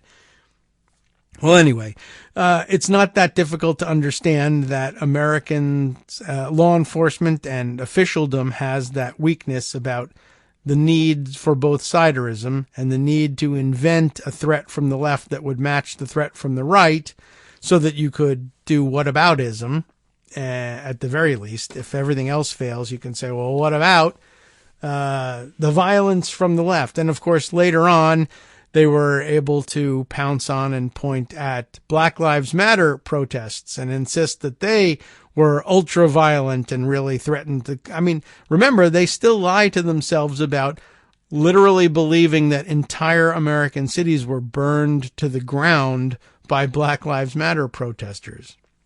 Never mind. I mean, you could say, well, how could they be like this? How could they think that they were equivalent?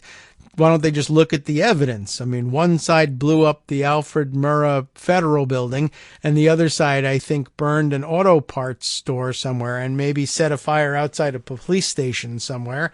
And, they're really not that equivalent.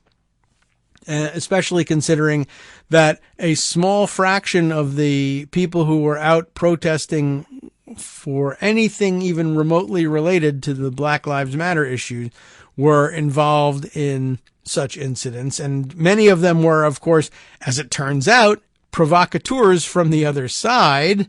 But never mind that. Even discounting all of that, it just doesn't scale the way, Waco, Ruby Ridge, Oklahoma City, Federal Building bombing, militias, and then January 6th stack up on the other side. But they claimed to be genuinely of the mind that the threat from the left and the right were equal.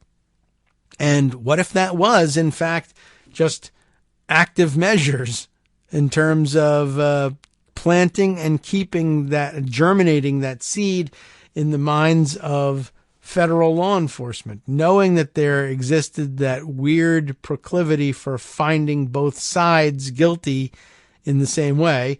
Let's exploit that. And it's not clear that that wasn't the case. But what if it had been? And what if, how did I say it just the other day? I was thinking about it on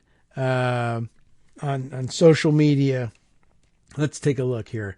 I'll have to scroll back in my own timeline, but this was something I was thinking about yesterday. Oh, well, everything's really delayed for whatever reason.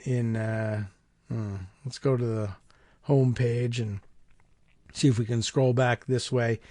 But it is really rather remarkable that that Americans spent so many years insisting that not only that that both sides were doing it, but that American domestic terrorism wasn't the threat that international terrorism was. But of course, then the pushback that, right-wing extremists shouldn't be labeled terrorists. But what if it was, we had difficulty even getting people to accept the idea of a label of domestic terrorism. And never mind the using the "the" for the French, or terrible slogans like defund the police. You had people fighting over the label of domestic terrorist, that there was no such thing. And for one thing, we could wonder, well, how domestic are they if they're being directed from outside the country, or even funded from outside the country, which is turning out to be the case, at least in Spain. Anyway, that appears to be part of the issue. So, but is it domestic terrorism if it's being directed and supported from outside the country? And in addition to the examples that we read from the article about what happened in Spain, I did come across a recent headline from Vice News that looked like it might be an interesting read one of these days. He founded an American neo-Nazi terror group, but will Ronaldo Nazário ever face U.S. justice? Well, you might recall a couple of years ago the weird irony of an American neo-Nazi terror group that called itself The Base, which is, of course, the loose English translation of what Al-Qaeda actually means. And I wondered at the time, are they trolling? Do they know? Do they not know? It's hard to tell with these guys. But anyway, as it turns out, it's Ronaldo Nazário is the name of the guy who was behind that particular stunt. And the question of whether he'll ever face U.S. justice is complicated by the fact that, despite living in the United States and establishing an anti-government neo-Nazi terrorist group here because he believed so strongly in how the United States ought to be run, he has since moved and is living as a free man, of course, in Vladimir Putin's Russia, under the protection of the state there. Just like Snowden, by the way, as it turns out, two guys who were there for entirely different reasons and have entirely different motivations and entirely different approaches to things. But what they have in common is that Vladimir Putin knows that they both, for lack of a better term, irk, worry, and undermine the American government.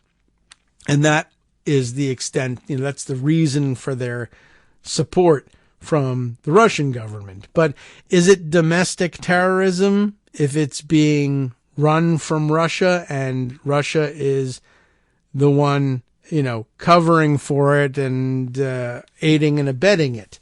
What's domestic about it? That the guy was originally an American citizen? Well, anyway, as I was saying about this whole thing, I just, and I found the toot I was thinking of. I had said, now, in response to Dan Frumkin having tweeted about the New York Times article that I started all of this with, the one about the idea that, what was it? What was the headline on that one? Bias and human error played parts in the FBI's January 6th failure. Right. Well, he was sort of addressing that one, and as many people have, saying, well, it really, that doesn't actually cover it to say, well, bias and human failure. The singular point of failure, Dan pointing out here, there was the Capitol Police, which wouldn't have let Black Lives Matter protesters anywhere close to the Capitol, but nobody wants to touch that story. They had specifics about who was coming and what they intended to do. And as Dan points out here, had it been Black Lives Matter is going to show up on January 6th. I mean, when they were in Washington protesting in, what was it? June of 2020, perhaps, that, the Capitol was under heavy guard. There were all sorts of weapons on display and, camouflage uniforms and everything all over the place when Black Lives Matter protesters were in D.C. guarding the Capitol. And the fact that they couldn't seem to mobilize that same presence for January 6th is, they're trying to figure out exactly what that is. Is that, we just think white people won't do that? Is it we don't think we have clear intelligence on what people plan to do when they get here on January 6th? That really can't be it, because lay people like you and me know that they were selling Civil War T-shirts and insisting that they were going, people were writing their wills on their way to Washington for January 6th. I mean, that was pretty obvious, but it was simply, I think, among the police agencies, a matter of saying, well, white people won't go that crazy. They just won't.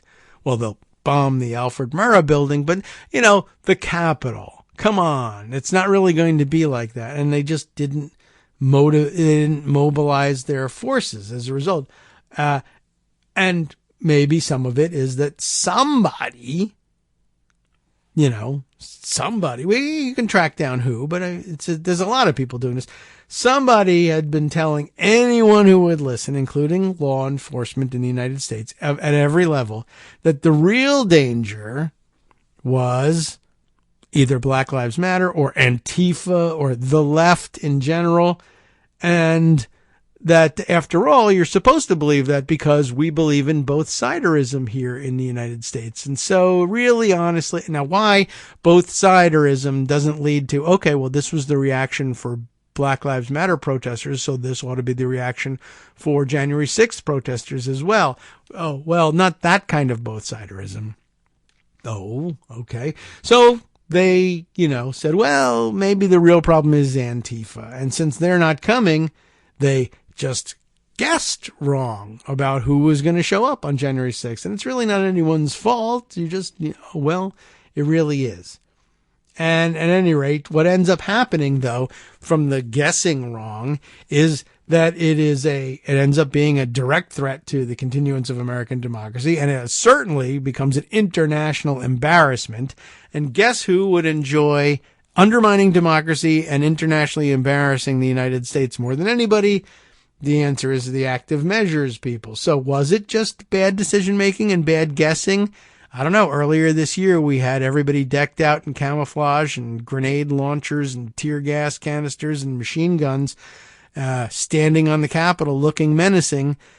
But later on the same year, it did turn to be January 2021. So I guess it doesn't count as the same year anymore. But a few months later, they couldn't figure out exactly what to do. So was it that?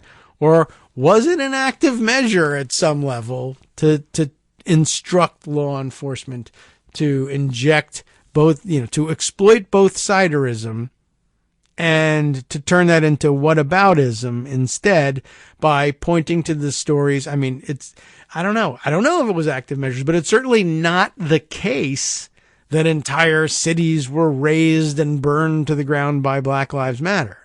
That just didn't happen. So that was coming from somewhere. Certainly there are lots of Americans who would be happy to say, no, that was my idea. I thought of it. It was my motivation. No one told me to go and say it, but that's part of the active measure. The most successful ones are the ones that the actors you actually push into action believe that this was their idea.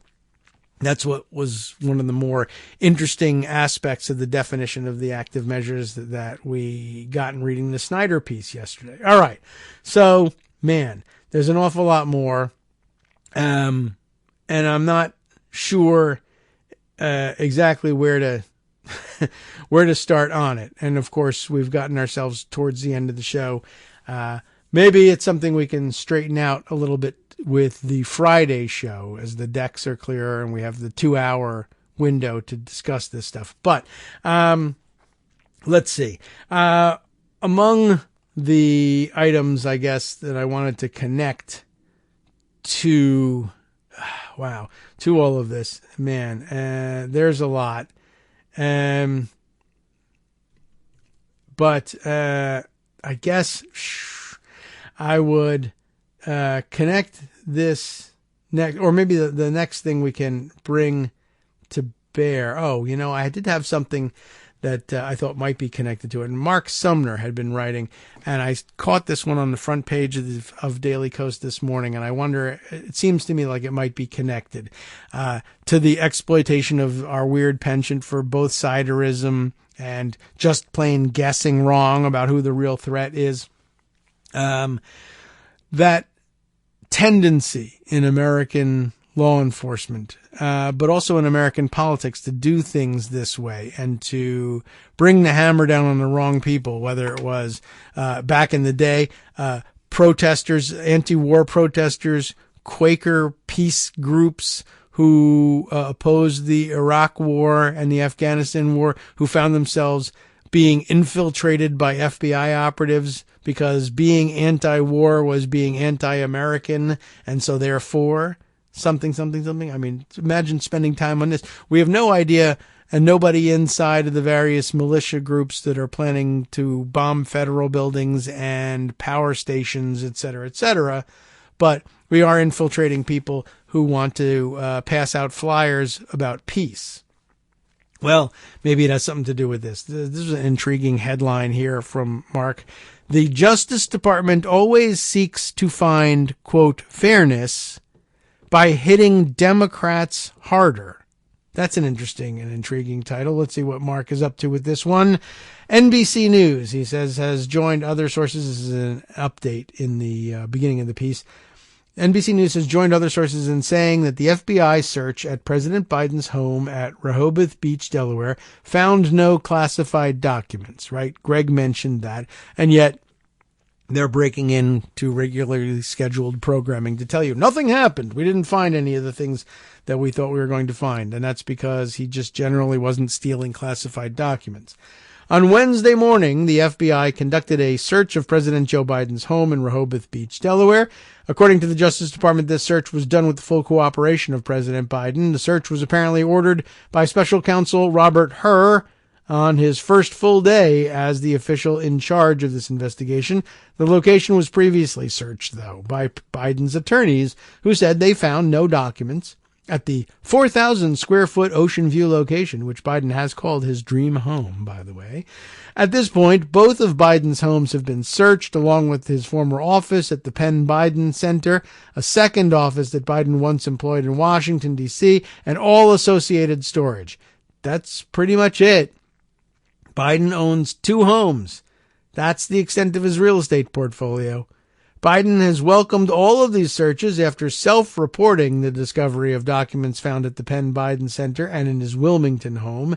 On the other hand, Donald Trump reports a truckload of official residences, including not just the 62,500 square foot Perva-Lago, but a 28,000 square foot mansion in Seven Springs, New York, the 3-story, 11,000 square foot penthouse at Trump Tower, multiple private residential units in the Trump Park building, multiple residential units at the Trump Park Avenue, and a villa at his Bedminster golf course. All those are just a few of the thousands of locations under the control of 500 plus quote-unquote companies solely owned by Trump that make up the Trump Organization. How many of those have been searched again? Well, it's a good question. But generally, I think, I'll refer you to the article. It's too long for us to get through at the very end of the show.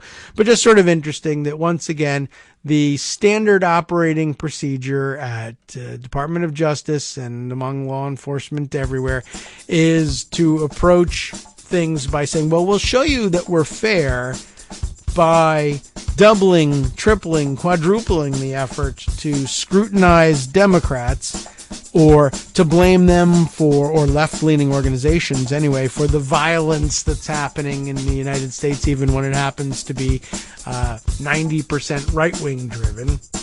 But we'll come down harder on Democrats to show you how fair we are and how fair we're approaching things when, well, obviously, I mean, I think by most objective measures, no one would take a look at that and say it's fair. If 90% of the punishment comes down on one side, that's not fair at all. It's, in fact, the very opposite of it.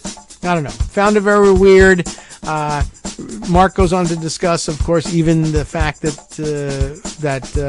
Garland felt it necessary to appoint a special counsel in the Biden documents issue. Given that there's no Biden documents to find, it seems like there's going to be very little for the special counsel to do. Now, it might be that they wind up their activities and walk away, but I don't think that will be trumpeted as the innocence in the same way that actually reports that said Trump was extraordinarily guilty, but were summarized by Bill Barr as proving the exact opposite, were treated. I don't know. Just one of those weird things we have a problem with on our side. NetworksRadio.com. You have been listening to Kagro in the Morning with David Waldman. All right. Well, I think today things a little bit scattered. It's sort of getting toward the end of a long week of recovery for us here, but certainly Justice Putnam has his thoughts organized for the West Coast Cookbook and Speakeasy, which comes up next right here on Netroots Radio. I hope you'll enjoy the reasonings of his mind more so than my scattered.